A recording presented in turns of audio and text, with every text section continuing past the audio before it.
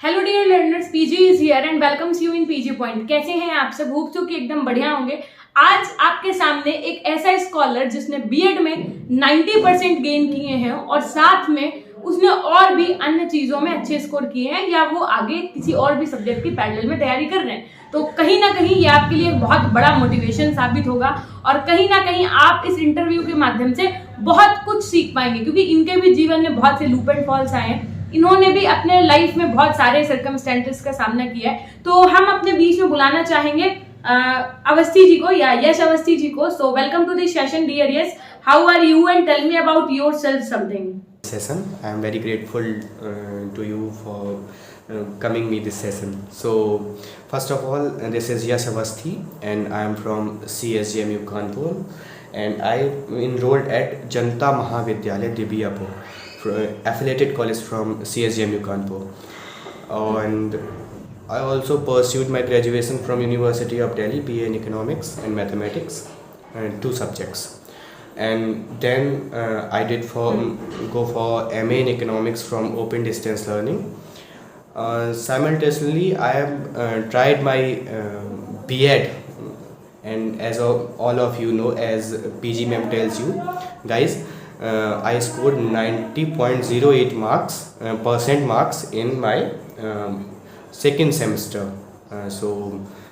Very thank you for the ma'am for inviting me this session and okay तो यश ने अपने बारे में कुछ बताया और यश मैं आपसे सिर्फ एक बात और कहना चाहूंगी कि if you are not comfortable in English और English you can use both languages, है ना, क्योंकि मेरी जो ऑडियंस है ना हाँ, तो क्योंकि मेरी ऑडियंस है वो सब बहुत अल्टीमेट है, एकदम सब समझ जाएगी। तो मैं आपको अवस्थी जी भी बोलूंगी क्योंकि मुझे उसमें थोड़ा सा ज्यादा बेहतर लग रहा है। तो if you say me Awasthi, हाँ ओके तो एक्चुअल में है क्या कि इन्होंने अपना जो ग्रेजुएशन है वो दिल्ली यूनिवर्सिटी से किया है और ये बीएड अभी हाल ही में कर रहे हैं। और आपने एक ओपन यूनिवर्सिटी का नाम सुना होगा, हालांकि इग्नू का फुल फॉर्म भी आपके बीएड सेकंड सेमेस्टर में पूछा भी गया था, तो इग्नू से ही ये जो है कर रहे हैं अपना एक और भी कुछ कोर्स। क्या करते हैं, क्या बताया अवस्थी जी आपने? एमए।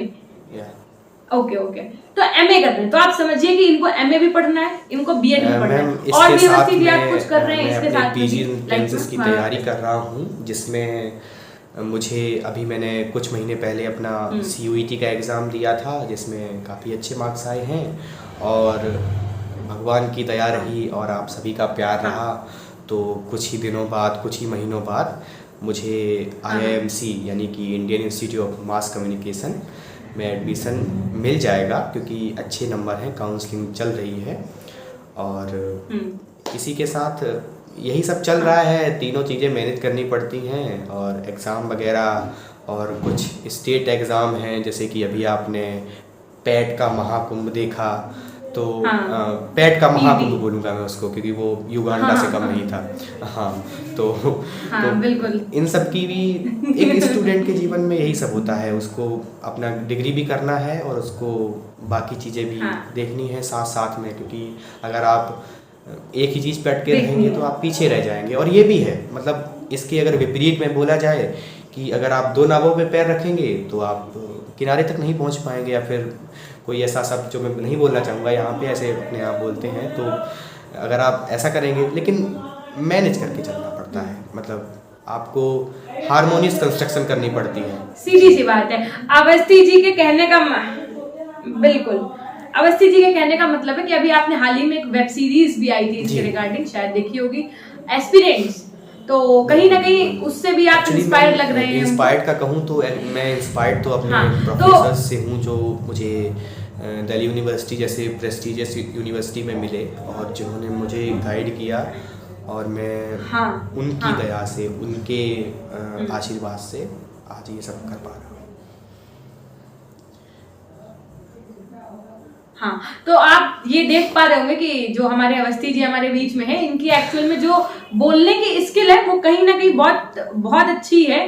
तो मैं ये तो सबसे पहले कहूंगी कि आपने जो फील्ड चुनी है अपने लिए मास कम्युनिकेशन की, वो एक बहुत अच्छी है और हम ये कह सकते हैं कि ये बहुत मेरी तरफ से भी आपके लिए अग्रिम शुभकामनाएं और हमारी ऑडियंस की तरफ से भी हैं कि आपको जल्दी ही एक कॉलेज मिले और आप बीएड के साथ साथ अपना जो एक बहुत अल्टीमेट प्लान है उसको भी आप जी पाए। लेकिन कहीं ना कहीं मैं इससे संबंधित डिस्कशन करना चाहूंगी कि जो 90% आपके आए हैं, तो 90% मार्क्स आपने अचीव किए और साथ में इतनी सारी चीजों को जोड़ करके, यानी कि इतनी चीजें आपने साथ में प्रिपरेशन की, तो बीएड को आपने कितना टाइम दिया और आपने पहले क्या बुक्स वगैरह पढ़ी, फिर क्या किया? और क्योंकि यूनिवर्सिटी का मीडियम इस बार जो था वो कह सकते हैं मोड जो था वो नहीं क्लियर था कि वो हाँ रिटर्न लेंगे कि एमसीक्यूज लेंगे। और आप लोगों का पहला ऐसा बैच है कि आप लोगों के में एनईपी 2020 के अकॉर्डिंग सेमेस्टर प्रणाली लागू हुई है, तो इसमें आप लोगों को क्या कुछ दिक्कतों का सामना करना पड़ा, हम सब कुछ आपसे जानना चाहेंगे धीरे धीरे। तो एक पॉइंट से शुरू करते हैं सबसे पहले कि कहाँ से आपने तैयारी कैसे क्या की, ये बताइए। कॉलेज के लेक्चर्स लेना जब समय मिले, और इसके बाद अपनी बुक्स से सेल्फ स्टडी। हाँ। और सबसे जो ज़रूरी चीज़ है, क्योंकि हर कोई जानता है कि देख कर करने से और सुन कर पढ़ने से ज़्यादा सीखता है इंसान, क्योंकि प्रैक्टिकल कोर्सेज और ये सब आपने देखा होगा बीएड में, तो कितना सारा प्रैक्टिकल वो सब है। ज़मीनी स्तर पे भले ही ना होता हो, मैं उस बारे में नहीं बोल रहा। हाँ। तो जब आप सुन के सीखते हैं और देख के सीखते हैं, इस मामले में यूट्यूब पे जाऊंगा और यूट्यूब पे फिर बीएड का एकमात्र जो जैसा कि मुझे लगता है कि आपका चैनल CSJMU बीएड का जो मतलब एक मील का पत्थर साबित हो रहा है पिछले साल 1.5 साल से, तो उससे पढ़ाई करना मेरे लिए शायद बहुत ज़्यादा बेहतर रहा, क्योंकि कम समय में अधिक पढ़ने को मिला। खैर मैंने बुक्स भी पढ़ी थी, ऐसी बात नहीं है, लेकिन जब यूनिवर्सिटी का कुछ क्लियर नहीं होता, आप यूनिवर्सिटी को जानते हैं कि कानपुर यूनिवर्सिटी ठीक है, मैं उसमें भी नहीं बोलूँगा उसके प्रेस्टीजियस होने पे या ना होने पे, लेकिन उनको पहले से रिवील करना चाहिए था पहली बात तो, कि बच्चे सब्जेक्टिव एग्ज़ाम होगा या ऑब्जेक्टिव होगा, नहीं किया तो आप उनके खिलाफ कुछ कर नहीं सकते हैं, क्योंकि राइट टू एडमिशन उनका है और सीधी सी बात, पढ़ने का अधिकार आपका है, पढ़ाने का अधिकार उनका है, वो कैसे पढ़ा रहे हैं उन पे डिपेंड करता है। रही बात एग्ज़ाम की, तो एग्ज़ाम आप सबने देखा कि एकदम से डेट शीट आती है, आपको एकदम से पढ़ना पड़ता है, पहले से तैयारी है तो बेहतर है, नहीं पढ़ी आ रही है तो और भी बेहतर है, फिर आपको यूट्यूब जैसे माध्यम PG पॉइंट वगैरह, मतलब का मैं किसी और चैनल का नाम पहली बात तो मुझे याद नहीं है, और दूसरी बात मुझे ऐसा लगता है कि जो आपका चैनल है वो इस मामले में बहुत बेहतर कर रहा है। आपके जो आपने बिल्कुल लास्ट समय में जो MCQs निकाले, उसकी PDFs निकाली, वो बच्चों को बहुत ज़्यादा बेनिफिशियल हुई है मुझे जो लगता है, क्योंकि जैसे आप एग्ज़ाम में जाएंगे और आपको क्वेश्चन देखे कहते हैं ये तो सेम आ गया, अरे A हुआ, B हुआ या D हुआ, जो भी हुआ, तो बस कंसंट्रेट करने की ज़रूरत है, और ज़रूरत है कि आप क्या चुन रहे हैं, आपके चुनने में और मेन चीज़ चुनने में ही कि आप चुन किसको रहे हैं, क्योंकि एक बार आपने गलत चुन लिया तो हो सकता है आप दूसरे रास्ते चले जाएं, भले ही आप लौट के आ सकते हैं, लेकिन समय तो ज़ाया हो जाता है ना। हाँ। तो आपको सही चुनना है। बिल्कुल बिल्कुल। तो अवस्थी जी के कहने का तात्पर्य ये है कि कम समय में बेहतर तैयारी करने के लिए, और दूसरी चीज़ है कि इनका कहने का अल्टीमेटली मतलब ये भी है कि मैं जब पढ़ रहा था किसी चीज़ को, तो हुआ क्या कि चीज़ों को पढ़ना खुद से वो ज़्यादा टाइम टेकिंग था इन कंपैरिजन टू वीडियो देख के उस टॉपिक को कंप्लीट करना। क्यों अवस्थी जी? हाँ, तो इन्होंने कहा कि भाई मैं जिस चीज़ को खुद से पढ़ रहा हूँ तो उसमें मेरे को 3-3 घंटे लग रहा है, और मैं कॉन्शियसनेस के साथ, क्या कह सकते हो, एकाग्रता के साथ नहीं पढ़ पा रहा हूँ। बुद्धिज्म है, जैनिज्म है, आपको उसको PhD नहीं करनी है। हाँ। आपको उस काल में नहीं जाना है और उनको पढ़ के नहीं है वापस कि आपको PhD करनी हो।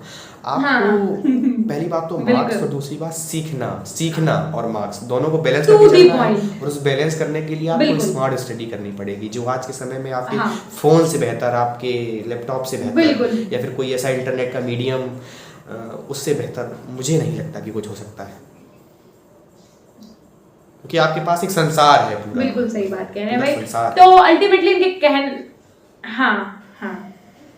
तो इनके कहने का आशय ये है कि अगर आप सही जगह से जुड़ गए हैं, है ना, तो आप कम समय में बेहतर तैयारी तैयारी कर पा रहे हैं। इनको चैनल के माध्यम से बहुत हेल्प मिली है। इन्होंने इस चीज़ को अभी इससे पहले भी हमारी कुछ बैक स्टेज बात हुई तो उन्होंने ये सब बातें भी क्लियर की कि मैम मैंने जो आपकी लास्ट टाइम मैराथन्स रही, जो आपने 2-2 3-3 घंटे की, जो आपके 600 MCQs की थी वो, और सेकेंडरी आपके जो PDF PG पॉइंट एप्लीकेशन पे जो आपने पेड कंटेंट के रूप में या PDF कोर्स के रूप में PG पॉइंट एप्लीकेशन के रूप में प्रोवाइड कर रखा है, वो हम लोगों के लिए बहुत अल्टीमेट तरीके से साबित हुई। और कहीं ना कहीं इन्होंने ये भी बताया कि जो एक ऐसे क्वेश्चंस होते हैं ना जिसमें स्टेटमेंट दिया होता है कि भैया शिक्षा की द्विमुखी प्रक्रिया किसने कहा, शिक्षा की त्रिमुखी प्रक्रिया किसने कहा, हाँ, तो इन सब चीजों को सेम क्वेश्चन मुझे मैम वहां पे मिल गए, तो कहीं ना कहीं ये इनके लिए बहुत कारगर साबित हुआ। तो मेरी आप लोगों से भी एक यहीं से मैं कहना चाहूंगी कि अगर आप लोगों ने अभी तक PG पॉइंट ऐप नहीं इंस्टॉल किया तो इंस्टॉल कर लीजिए, because that was the best for those who are preparing for their BEd, है ना। तो आप वहां से अच्छा कर सकते हैं। दूसरी बात है, चैनल पर तो आपको रेगुलर क्लासेस मिल रही हैं, चाहे वो थ्योरेटिकली हो चाहे वो आपके MCQs हो। मोड ना क्लियर होते हुए भी आपको हमने यहाँ पर इस तरीके से पढ़ाई करवाई है कि चाहे जिस मोड में एग्जामिनर पेपर ले ले आपका, चाहे कॉल करके ही पूछ ले कि बेटा बताओ ये क्या होता है, तो आप उसको बता दोगे, है ना। क्यों अवस्थी क्या कहना चाहेंगे? हो सकता है थोड़ा काल्पनिक को कॉल करके पूछना, लेकिन ठीक है, उदाहरण स्वरूप बोल सकते हैं। नहीं बिल्कुल सही बात है। क्योंकि आपने जैसे ईडीएम बोला ना, कॉल हर मामले में रेडी करना है काम, एकदम से कोई डेट शीट आएगी और आपका 4 दिन बाद एग्जाम है, आप आ जाइए सेंटर पे, तो ये तो कॉल करके ही पूछना होगा ना एक तरीके से कि कुछ पता नहीं है पहले से, डेट शीट आ गई है, चल दीजिए कि हेलो। हाँ और इस बार भी आप देखिए, इस बार भी यूनिवर्सिटी की तरफ से कोई एग्जैक्ट क्लैरिफिकेशन नहीं दिया उन्होंने कि एग्जाम मोड उनका ऑब्जेक्टिव होगा कि सब्जेक्टिव होगा। मैं न्यूज़पेपर की कटिंग्स पे कितना बिलीव कर लूं, और उन्होंने जो न्यूज़पेपर की कटिंग्स में दिया वो उन्होंने ये लिखा था कि नवंबर में होने वाले एग्जाम्स होंगे सब्जेक्टिव। अब वो BA वालों के होंगे, BSc वालों के होंगे, BCom वालों के होंगे, डोंट नो। सो उस बेसिस पे भी कुछ नहीं कहा जा सकता है। तो इस वजह से मैंने इस बार भी जो आपको प्रिपरेशन करवाई है ना, वो पहले मैंने थ्योरेटिकली करवाई है, उसके बाद में मैंने उसकी MCQs की प्रैक्टिस करवाई है। इस समय जो चैनल पे चल रहा है वो लॉन्ग और शॉर्ट क्वेश्चंस की प्रैक्टिस चल रही है। तो इस तरीके से आपको BEd की पूरी प्लेलिस्ट मिलेंगी। आप आराम से तैयारी करो, किसी भी यूनिवर्सिटी से हो सकता है कि आपका CSGMU के वो पेपर 1 हो और अदर यूनिवर्सिटीज का वो पेपर 3 हो, या हो सकता है कि जो इन लोगों के में फर्स्ट सेमेस्टर में हो वो आप लोगों के सेकंड सेमेस्टर में। बस इससे ज्यादा डिफरेंस नहीं होता, सिलेबस ऑलमोस्ट सबका कॉमन होता है, ठीक है। तो अवस्थी जी, अब मैं आपसे कुछ ये जानना चाहूंगी कि जैसे कि जब आपके सामने, पहली बात तो क्या आपको कोई दिक्कतों का सामना करना पड़ा जब आप सेंटर में ऐसा कुछ अपना पर्सनल एक्सपीरियंस बताता हूँ। मेरा सेंटर तिलक विद्यालय में था, एक बड़ा अच्छा कॉलेज है AU 01 कोड औरैया। तो क्या हुआ कि वो जो लिस्ट लगाए थे वो मैनुअल थी, रोल नंबर की लिस्ट, और उसमें मेरा रोल नंबर नहीं था। मैं गया, मैं बहुत शौक था, मैंने कहा मेरा रोल नंबर ही नहीं है। तो फिर मैं एडमिनिस्ट्रेशन के पास गया, वो प्रोक्रेस्टिनेट करने लगे कि आप देखिए जाके, आप पता करिए, यहाँ जाइए वहाँ जाइए। तो मैंने कहा नहीं, ऐसे काम नहीं चलेगा, थोड़ा हार्ड बनना पड़ेगा। मैंने कहा नहीं, ये आपकी जिम्मेदारी है, मेरे पास एडमिट कार्ड है, मेरा रोल नंबर बताइए आप कहाँ है, क्योंकि मैंने पूरे से लिस्ट चेक कर ली थी। तो पता चला कि रोल नंबर किसी महान आदमी ने गलत लिख दिया था, और फिर जब लिस्ट निकाली के अंदर से तो पता चला यहाँ रोल नंबर है। तो मैं जाते जाते 3-4 मिनट लेट भी हो गया था इस पहुँचते ये पहले पेपर की बात है, पहले सेमेस्टर के पहले पेपर की बात है। मैंने कहा ये अच्छी तरीका नहीं है, क्योंकि आपको प्रिंट करना चाहिए अच्छे से, ये सब चीज़ें, ये एक तरीके का ब्लंडर था मेरे लिए, एकदम सेंटर पे जाना। अब देखिए, इससे पहले मैंने एक कुहू जी आई इंटरव्यू के लिए, मैंने उनसे भी जब चीजें पूछी तो एक्चुअली में उस नाम के 2 कॉलेज थे, ठीक है। तो दैट्स व्हाई वो लेट हुई। और जब बच्चे के साथ कुछ भी छोटी मोटी अनहोनी हो जाती है ना, तो कहीं ना कहीं वो डीमोटिवेट टाइप हो जाता है, या उसके अंदर एक घबराहट, एक नर्वसनेस आ जाती है। तो पहले ही पेपर में एक्चुअल में ये होना, हाँ, प्रेशर पड़ता है। तो आप समझिए, ये तो अपना टाइम लेकर के कॉलेज पहुंचे, वहां पर जो इनकी लिस्ट में इनका नाम, इनका रोल नंबर जो था वो नहीं था। तो ये एक अपने आप में बहुत बड़ी, आप समझ सकते हैं ना कि एक अपने आप में बहुत बड़ी उन लोगों की तरफ से तो जो गलती थी, लेकिन वो हम लोगों के लिए एज ए स्टूडेंट क्या हो जाता है, थोड़ा सा प्रेशर हो जाता है कि यार मेरा ये नहीं है तो क्या मैं पेपर नहीं दे पाऊंगा। अब उसके लिए बच्चा तो बच्चा ही है, वो एडमिनिस्ट्रेशन के सामने अगर अच्छे से बोल रहा है तो वो उसकी सुन रहे हैं, नहीं अच्छे से बोल पा रहा है। कुछ बच्चे होते हैं जो बहुत एग्रेसिव नेचर के होते हैं, तो हो सकता है कि वो वहां पे उस चीज के लिए कुछ ब्लॉपर्स करते हैं। अगर वो ऐसा करते हैं तो कहीं ना कहीं उनको उस चीज का ना फायदा नहीं होता है, नुकसान ही होता है। फिर वो एक अगर हम कहें देशी भाषा में बोलते हैं कि वो धरा लेते हैं आपके ऊपर टाइप, है ना।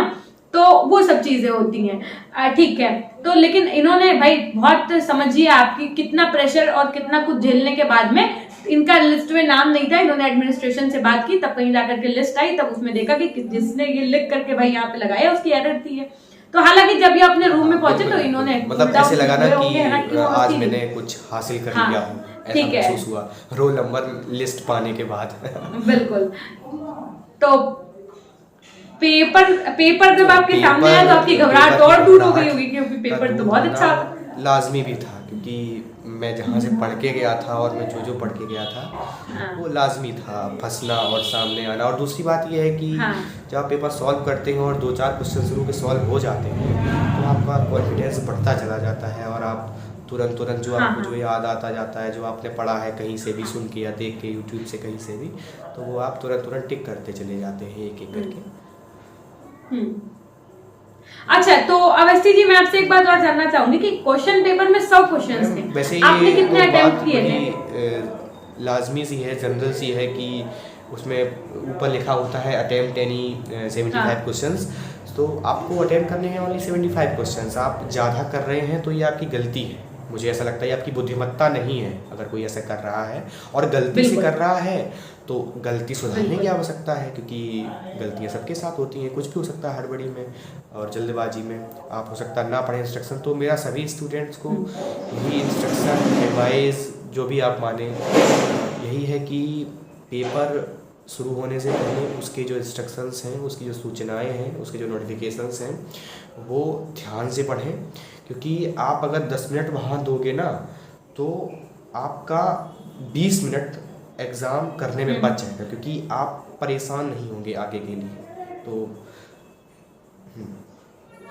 बिल्कुल, यानी कि देखिए इन अवस्थी जी के कहने का मतलब ये है कि आप पता चले आप इंस्ट्रक्शन पढ़ के नहीं गए, ठीक है, और आपने क्वेश्चन पेपर देखा, अरे वाह, और सॉल्व करना शुरू कर दिया, ठीक है, आपने पता ही नहीं है कि 75 करने, 80 करने, 90 करने, 95 करने, यू डोंट नो, और आपने मार्क करना OMR में भर दिया।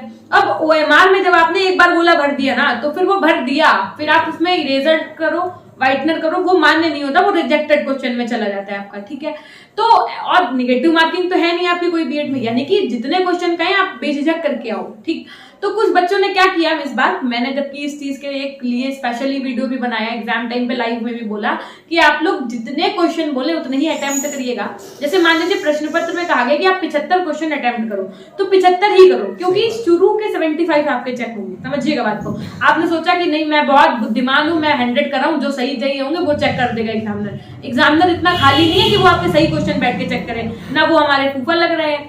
तो एक्चुअल में है क्या कि आपको 75 स्टार्टिंग के ही चेक होने हैं, है ना। तो ये बात मैंने बहुत बार अपनी क्लास में भी बताई। अब हो सकता है अब बच्चे, अब आप लोग ये नहीं सोचेगा कि 75 का क्राइटेरिया फिट कर लो तो आने वाला बैच जाए और 75 करके चलाए, हो सकता है कि CSGMU है फिर कुछ चेंज कर दे। तो इंस्ट्रक्शंस और जो गाइडलाइंस होती है वो जरूर पढ़िए, है ना, पहली बात यहाँ से डिक्लेयर होगी, ठीक है। और सेकेंडरी चीज मैं ये जानना चाहूंगी कि जब भी क्वेश्चन आपको नहीं आ रहा था तब आपने क्या किया अवस्थी जी, मतलब कौन से आपने मेथड्स अपनाए, जब मान लीजिए आपको लगा कि नहीं ये होना चाहिए, ये नहीं ये होना चाहिए, तो वो क्वेश्चन आपने कैसे सॉल्व किया, क्योंकि 75 में तो सारे आ नहीं रहे होंगे, कुछ ऐसे भी होंगे जो नहीं आ रहे होंगे। कंप्यूटर नहीं होता, सबको सब कुछ नहीं आ सकता। अगर सब कुछ आ जाता तो 90% मार्क्स नहीं आते, 100% आते, पहली बात तो ये। दूसरी बात ये कि मेथड्स अप्लाई करने की बात हो रही है, तो मैं लीस्ट मेथड से बताऊंगा आपको कि सबसे मतलब बताऊंगा, और सबसे अच्छा वाला मेथड, सबसे बड़े जनरल मेथड है, सबको पता होंगे।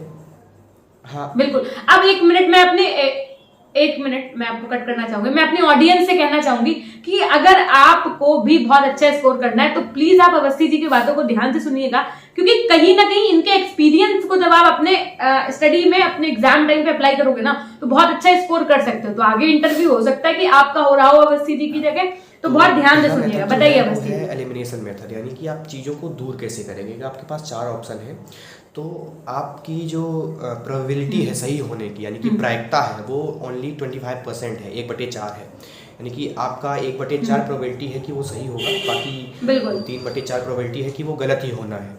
आपको ऐसे टाइम में जब नेगेटिव मार्किंग नहीं है तो आपको प्रयोग करना है एलिमिनेशन मेथड का, यानी कि आपको जो आपको गलत लग रहा है या फिर जिसका संबंध कहीं से आप बिठा रहे हैं किसी दूसरे क्वेश्चन से और कुछ ऐसी चीज़ से जो आपने पढ़ रखा है, उसको आप दूर कीजिए। और जो आप दूर करने के बाद जो ऑप्शन बचता बिल्कुल। है या फिर 2 बचते हैं, उनमें आपको फिर चूज़ करना है अपनी बुद्धिमत्ता के हिसाब से। बाकी हाँ, हाँ, तो कहीं ना कहीं वो चांसेस ज्यादा हो जाते हैं सही होने के जब आपके पास 4 की बजाय 2 ऑप्शन बच रहे हैं, है ना? केबीसी में आता है ठीक कि 50-50, तो एक्चुअली हाँ। यहाँ पे फोन ऑफ फ्रेंड नहीं होता, क्योंकि हाँ। आप आपका फोन ऑफ फ्रेंड तो अलाउ ही नहीं है, बट 50-50 आप कर सकते हैं। 50-50 बिल्कुल बिल्कुल, ये हमारे हाथ में है। दूसरा वहाँ पे, मेथड जो ओके। है वो है स्पेसिफिकली मैं बोलूँगा CSJMU के लिए। मैंने एनालाइज किया पेपर और ऐसा होता है। तो ये आप समझिएगा कि एनालिसिस के आधार पर आपको कुछ बताने जा रहे हैं, तो बहुत ध्यान पूर्वक सुनिए कि जब आप देखेंगे ऑल ऑफ द अबव यानी कि उपयुक्त सभी, तो 99.99% चांस है कि क्वेश्चन बिल्कुल। सही होने वाला है उपयुक्त सभी पे। आप बेझिझक पेपर लगाइए, क्योंकि आपकी नेगेटिव मार्किंग नहीं, अगर आपको नहीं आ रहा है तो आप ऐसे नहीं कि आपको आ रहा है तब भी उपयुक्त सभी लगा के चले आए, ये नहीं करना है कुछ भी। और तीसरा जो है उसमें बोथ ए एंड बी जहाँ लिखा हो A B, both A and B है नन ऑफ द अबव, तो वहाँ पे आपको हाँ। Both and A and B को प्रेफरेंस देनी है। तीसरा हाँ। है नन ऑफ द अबव, उसको भी प्रेफरेंस दे सकते हैं। मैं CSJMU के हिसाब से दे रहा है, कॉम्पिटिटिव एग्जाम में ऐसा ना करिएगा, क्योंकि एग्जाम में बहुत चालाक होता है। और सबसे जो बेहतर मेथड है जो मुझे लगता है कि आप यूट्यूब से अगर कहीं से कुछ भी पढ़ के गए हैं, आपने एग्ज़ाम के लिए कुछ भी पढ़ा है, बुक से पढ़ा है, इजी नोट से पढ़ा है, जो भी एक स्टडी मटेरियल है आपके पास, जहाँ से भी पढ़ा है आपने, आप सबसे पहले क्वेश्चन देखते ही सोचेंगे ना, मतलब आपको जस्ट तुरंत एकदम से याद आएगा कि ये वाला सही था। मतलब अपने आप ही होता है, भले ही आपको ना आ रहा हो ना, तो 4 ऑप्शन में से आपको पहली बार जो आपके दिमाग में घुसेगा कि ये वाला सही हो सकता है, तो आप उसको मार्क कर लेंगे कि ये वाला सही हो सकता है। फिर आप बुद्धि लगाएंगे अपनी कि क्या सही हो सकता है, क्या नहीं हो सकता है। अगर आपकी बिल्कुल नहीं काम कर रही है, अगर आपको कुछ नहीं समझ में आ रहा है, फिर आपने जो पहले सोचा था, यानी कि यह सबसे पहले जो आपके माइंड में कम एकदम से आया था क्वेश्चन, उसको आपको टिक कर देना है। ये सब मेथड अप्लाई करने हैं। ठीक है, ओके। तो अवस्थी जी ने आपके सामने 3-4 मेथड्स बताए, मैं उसको शॉर्ट में एक बार अपने ऑडियंस को बताना चाहूंगी कि पहला इन्होंने बताया एलिमिनेशन मेथड, यानी कि आपको जो बिल्कुल भी क्वेश्चन ना समझ में आ रहा हो, आपके सामने 4 ऑप्शन है, तो उनमें से कुछ ऐसे भी ऑप्शन होंगे जो आप दूसरे वाले से कनेक्ट कर पा रहे होंगे, यानी कि दूसरे वाले क्वेश्चन से, दूसरा जो आपने अपने जीवन में पहले पढ़ रखा है उससे, तो आप उसको स्किप कर दो, या निगेटिव जो आपको दिख रहा है वो आप स्किप कर दो। तब आपके सामने हो सकता है कि मात्र 2 ऑप्शन बचे, और जब 2 ऑप्शन बचेंगे तब आप उसमें, हम कह सकते हैं, तुक्का लगाओ, अगर लगा ही रहे हो तो जब चांसेस ज्यादा सही हो जाते हैं क्वेश्चन को सही करने के, ठीक है, कहीं ना कहीं आप वहां से नंबर गेन कर सकते हैं। क्वेश्चन है, जैसे मान लो एनवायरनमेंट का क्वेश्चन है कि मॉन्ट्रियल प्रोटोकॉल किस समय में शुरू हुआ, तो आप ऑप्शन में है विक्रमादित्य अकबर, और फिर ऑप्शन में है कि मॉन्ट्रियल प्रोटोकॉल, जैसे कुछ भी मान लेते हैं ना, जैसे कोई मॉन्ट्रियल प्रोटोकॉल के टाइम लॉर्ड थे, कई सारे वायसराय थे उनके साथ, तो आपको 2 तो पहले ही अलग हो गए। मतलब आप सोच सकते हैं कि उस काल में तो ये नहीं होता था ना सब कुछ, कि ओजोन के बारे में सोचेंगे या फिर कुछ ऐसा पर्यावरण के बारे में सोचेंगे, तो ये तो आपको पहले ही एलिमिनेट कर देना है, गलत, खत्म हो गया ये। फिर आपको बाकी 2 में से या फिर बाकी 1 में से देखना है कि आपको क्या लगाना है। सीधी सी बात है, तब इतनी टेक्नोलॉजी तो नहीं थी।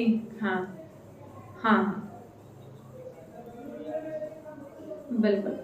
तो यानी कि इनका कहने का मतलब है आप क्वेश्चन से आंसर को तो चूज कर रहे हैं, लेकिन कहीं ना कहीं आप आंसर से, यानी कि जो आपके ऑप्शंस गिवन है क्वेश्चन में, उससे भी आप क्वेश्चन को कनेक्ट करके भी सेलेक्ट कर सकते हो, ठीक है, ओके। तो यानी कि पहला इन्होंने एलिमिनेशन मेथड बता दिया, वो मैंने आपको शॉर्ट में एक्सप्लेन कर दिया। दूसरा इन्होंने बताया कि जब भी आप क्वेश्चन पढ़ो, तो क्वेश्चन पढ़ने के बाद में जो फर्स्ट टाइम आपके दिमाग में आए, जब चारों ऑप्शन पढ़ते समय, तो अगर आपको लगाना ही है मार्क, तो आप उस पर लगाओ, फिर उस पर एनालिसिस करो कि जो मैंने लगाया है वो सही है कि नहीं, क्योंकि कहीं ना कहीं जो हमारा सबकॉन्शियस माइंड होता है उसमें वो सब चीजें होती हैं जो हम लोगों ने एक भी बार, अगर कह सकते हैं सरसरी नजरों से भी अगर उसको पढ़ा है ना, चाहे आपने हमारी क्लासेस से पढ़ा हो, चाहे पीडीएफ नोट्स या पीडीएफ कोर्स से पढ़ा हो, तो जब आप उसको पढ़ते तभी भी आपने देखा होगा, जब भी थोड़ा सा अपर लेवल पे अगर हम बात करें, तो कहते हैं कि पढ़ते समय कभी भी आप ये नहीं सोचो कि मेरे को ये याद हो जाए, आप किताब रट नहीं सकते, तो आप उस लाइन को रिपीट भी मत करो, पढ़ रहे हो तो फिर सीधे पढ़ते ही चले जाओ, आपके दिमाग को लगेगा एक बार कि नहीं ये तो याद ही नहीं हो रहा, ये तो आया ही नहीं, लेकिन फिर भी आप उसको रिपीट नहीं करो, सीधे एक बार में पूरा चैप्टर रिवाइज कर लो। क्यों? क्योंकि वहीं पे जो चीजें होती है ना वो आपके सबकॉन्शियस माइंड में एंटर कर रही होती है ना। तो जब आप वहां पर क्वेश्चन पढ़ो और आपके सामने जो पहला ऑप्शन आपको लगे कि नहीं ये, तो फिर वही आप लगा करके आओ। और कहीं ना कहीं इस चीज को भी सही होने के 90% चांसेस होते हैं। देखिए आ रहा है तो उस केस में तो ये लगाना ही नहीं है, लेकिन जब नहीं आ रहा है तब ये सब तरीके अपनाए हैं अवस्थी जी ने, जो आपके सामने आज शेयर कर रहे हैं। और कहीं ना कहीं इनके मार्क्स भी बहुत अल्टीमेट आए हैं। चूंकि अभी तक हम डीएलएड भी पढ़ा रहे हैं और बीएड भी बच्चों को पढ़ा रहे हैं, तो मुझे पता है कि डीएलएड वाले जो बच्चे होते हैं ना उनके मार्क्स अच्छे आते हैं, है ना, in comparison to BEd aspirants. BEd वाला बच्चा उतनी ही मेहनत करेगा, वो 80+90 तक ला सकता है। अगर उतनी ही मेहनत डीएलएड वाला कर रहा है तो वो 95 तक ला सकता है। तो कहीं ना कहीं ये चीजें तो हैं, ये मैंने देखी भी हैं बच्चों के साथ, क्योंकि मैं दोनों ही कोर्सेज को डील करती हूँ। तो अवस्थी जी ने 90% ला करके इस चीज को भाई साबित कर दिया कि नहीं मैम, हम लोग भी अगर अच्छे से पढ़ें तो ला सकते हैं। तो इन्होंने अपने सेंटर की बात बता दी, इन्होंने कुछ टिप्स एंड ट्रिक्स जो अपनाई वो बता दी, और इनको चैनल से क्या हेल्प मिली थोड़ी बहुत भी वो जरा हम डिस्कस करना चाहेंगे। और कुछ नोट्स के बारे में बताइएगा अवस्थी जी, जो आपने पीछे पढ़े अपने बीएड कोर्स। मैं उस तरह से रोज मतलब नहीं पढ़ पाया हूँ, क्योंकि मुझे और भी कुछ करना है, क्योंकि मुझे एमए इन इकोनॉमिक्स भी देखना है, मुझे अपना एंट्रेंस भी देखना है। और चैनल ना आपको एकदम से दूध में से मलाई उतार के देता है, आप ये समझिए।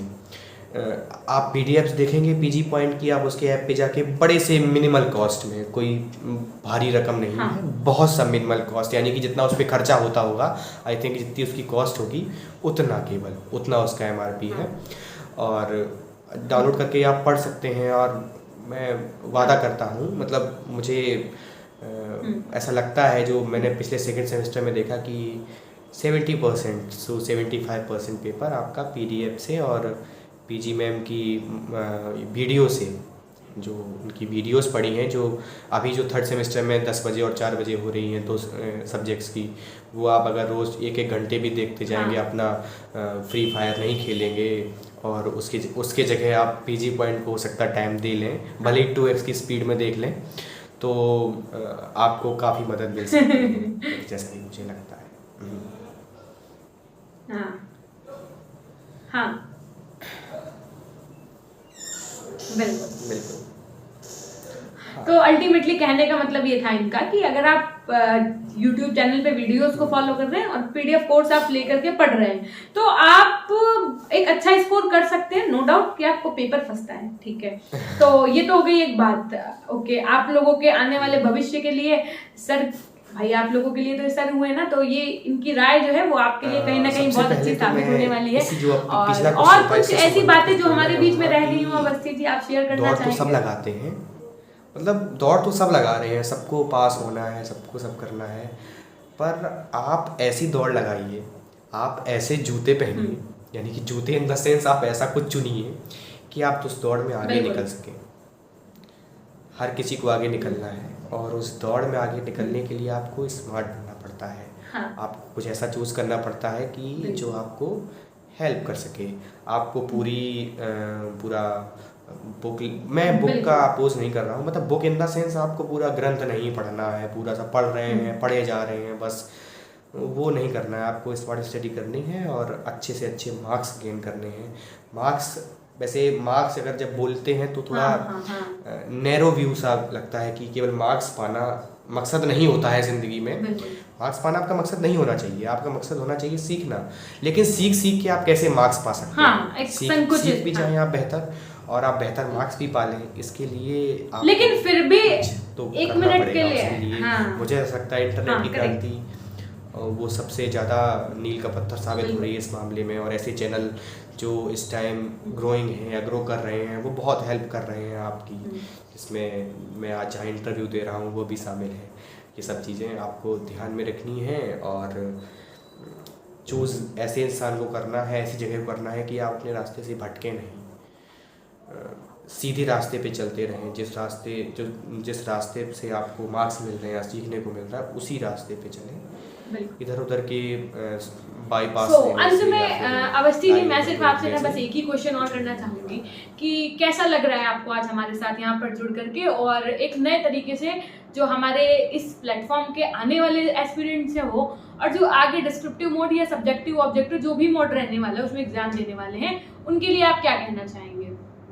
मैम सबसे पहले तो मुझे बहुत खुशी हो रही है यहाँ पे आके, क्योंकि हर किसी का सपना, हर किसी को गर्व होता है एक ऐसे प्लेटफॉर्म पे आके। तो सीधी सी बात है, मैं साफ साफ बोलता हूँ कि सीधी सी बात मतलब नॉर्मल ही है कि खुशी ही होगी और अच्छा भी लगेगा, अच्छा लग रहा है। और दूसरी बात कि जो आपने बोला कि बाकी स्टूडेंट्स, तो हर कोई कर सकता है, एनीवन कैन अचीव एनीथिंग। तो यही है लास्ट में मतलब। हम यही हाँ कहना चाहेंगे कि आपकी वो एक लाइन एक बार और रिपीट कर दीजिए और फिर मैं इसको हाँ, मैं शायद इसमें रिकॉर्ड नहीं हो पाया हो कि वो जो मेरे प्रोफेसर थे इकोनॉमिक्स के, डॉक्टर जयकिशन, जो कि दिल्ली स्कूल ऑफ इकोनॉमिक्स से प्रोफेसर थे, वो एक लाइन बोला करते थे। वो कहते थे, मेरी लाइन है पर पता नहीं किसकी है, कि the day when you started enjoying your work is over. यानी कि जिस दिन आपने अपने काम में रुचि लेना शुरू कर दिया, आपका काम काम नहीं रहेगा, वो एक आनंद बन जाएगा, वो एक खुशी बन जाएगी। तो आप खुशी का काम कीजिए जिसमें आपको सुकून मिलता हो, आपको खुशी मिलती हो, जिसमें आप थकते ना हो, आपको बोरियत फील ना होती हो, आपको नींद ना आती हो, ऐसा काम करिए। बाकी जब यहीं से हम करेंगे एकदम सेशन को एंड, और बहुत बहुत शुभकामनाएं आपके मास कम्युनिकेशन के लिए, और बहुत अच्छे से आप भी पढ़ाई करते रहिए, जुड़े रहिए हमारे साथ में, हमारे चैनल के साथ में। यदि आप लोग भी नए हैं तो सब्सक्राइब करके बेल आइकन प्रेस करिएगा। पीजी पॉइंट टेलीग्राम चैनल से नहीं जुड़े तो वहां से जुड़िएगा। एप्लीकेशन नहीं इंस्टॉल किया तो एप्लीकेशन इंस्टॉल करिएगा, वहां पर आपको बीएड के सारे सेमेस्टर के नोट्स मिल जाएंगे। ठीक है, तो thank you so much for having me here. दर्शकों को हमेशा मैं बोलना हाँ चाहूँगा कि बिल्कुल। इसी के साथ सभी दर्शकों को दीपावली की हार्दिक शुभकामनाएं। दीपावली के साथ भाई दूज, धनतेरस जो कि आज है, और इन सभी त्योहारों की हार्दिक शुभकामनाएं। इको फ्रेंडली दीपावली मनाइए, मेरी तरफ से प्रदूषण भी ना कीजिए। हाँ जी, बहुत आपको बहुत और आपके शुभकामनाएं। परिवारजनों को भी दिवाली की, और हमारी ऑडियंस को भी दिवाली की हार्दिक शुभकामनाएं। तो हमेशा खुश रहिए, मुस्कुराते रहिए, कभी अपने लिए तो कभी अपनों के लिए, कभी अपनों के लिए। हाँ यस करेक्ट, तो कभी अपनों के लिए। Till then take care, bye bye, love you all, love you my dear class. Do like share subscribe as much as you can. मिलते हैं हम आपसे एक नए इंटरव्यू के साथ में। स्टे ट्यून्ड, जो कि एक हाउसवाइफ हैं और एज अ हाउसवाइफ उन्होंने टॉप किया है। So meet up with you in the next interview. तब तक के लिए do like share subscribe. Thank you.